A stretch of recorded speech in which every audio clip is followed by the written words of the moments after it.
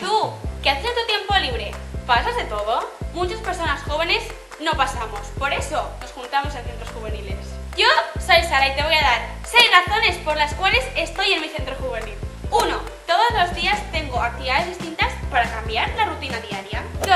Aquí siempre hay cosas que hacer por pequeñas que sean. A mí no me gusta estar tirada en el sofá todo el día sin hacer nada. 3. En el centro juvenil encuentro amistades sanas con personas distintas e interesantes. 4. Quienes tenemos ganas de cambiar el mundo, en el centro juvenil podemos poner el primer granito de arena. Entre todas y todos nos ayudaremos a conseguir lo que queremos. 5. Aquí puedes ser tú misma sin ser juzgada por nadie. Tu opinión es valorada por el resto, sin burlas ni faltas de respeto. 6. Nos divertimos y nos vamos de fiesta de 1000 maneras. Eso sí, sin necesidad de consumir ni alcohol ni otras drogas. Somos el 10% de la población, pero somos el 100% de nuestro futuro. Nos vemos en mi centro juvenil.